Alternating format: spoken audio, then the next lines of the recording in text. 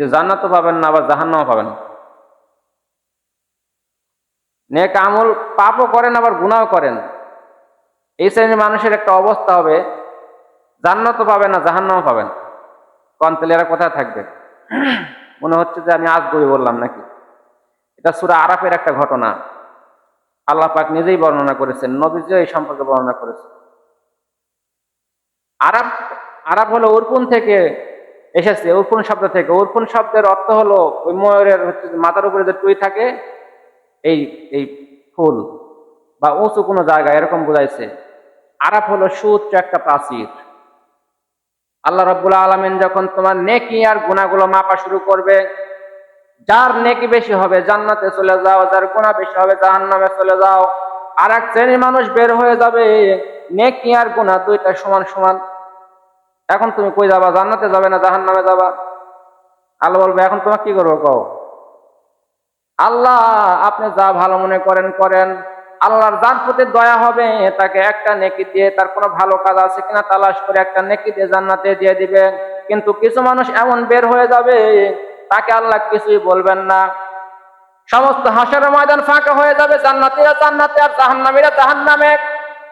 এক শ্রেণীর মানুষ আছে তারা জান্নাতও পাবে না জাহান্নামও পাবে না।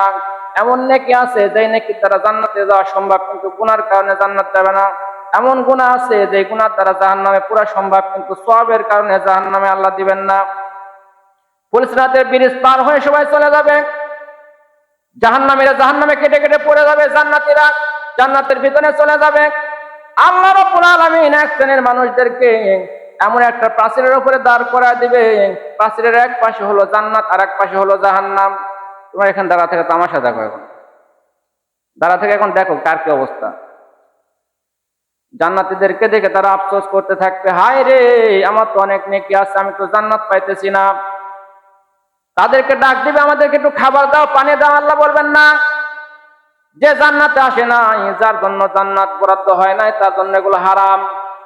জাহান্নামের দিকে তাকায় দেখবে কিছু পরিচিত মুখ দেখা যায়। তোমরা তো দুনিয়ার বুকে বড়, তোমাদের ক্ষমতা ছিল, তোমার দাম্ভিকতা ছিল, তোমাদের ধনবল তোমাদের জনবল কোথায় গেল?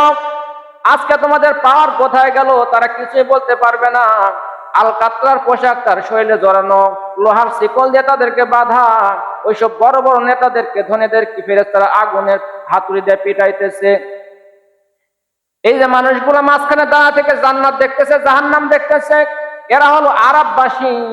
এরা হলো আরববাসী, এরা হলো আরববাসী, আরবের অধিবাসী। এরা এখানে কতদিন অবস্থান করবে কেউ বলতে পারে না, আল্লাহই ভালো জানেন। দাঁড়িয়ে থাকতে থাকতে ক্ষুধায় তৃষ্ণায় তোমার গলা শুকায় যাবে, তোমার শরীরের গোস্ত শেষ হয়ে যাবে, হাড়টি কঙ্কাল সার হয়ে যাবে। মানুষগুলো আফসোস করতে থাকতে, হায় রে দুনিয়ার জমিনে যদি আর একটা নেক আমল বেশি করতাম তাহলে আজকে আমাকে এখানে থাকা লাগতো না। যদি সামান্য কোনো বিষয় নিয়ে বাপের সঙ্গে আমি তর্কে না জড়াইতাম তাহলে আজকে আমার এখানে থাকা লাগতো না। ওই যে মানুষগুলা কষ্টে পড়ে আমার কাছে এসে হাত বাড়াইছিল একটা টাকার জন্য, পকেটে টাকা ছিল কিন্তু তাকে আমি সাহায্য করি নাই। যদি সেই দিন তাকে সাহায্য করতাম আজকে আমার এখানে থাকা লাগতো না। এমন ভাবে কানতে কানতে চোখের পানি ফুরায় যাবে, রক্ত আসা শুরু হয়ে যাবে। একবার শয়তান এসে ধোঁকা দিয়ে যাবে, আল্লাহ তোমাদেরকে ভুলে গেছে, তোমরা আল্লাহর উপর আশা ছেড়ে দাও না। তাদের ভিতরে ঈমান থাকার কারণে তারা বলবে আল্লাহ আমাদেরকে ভুলবে না।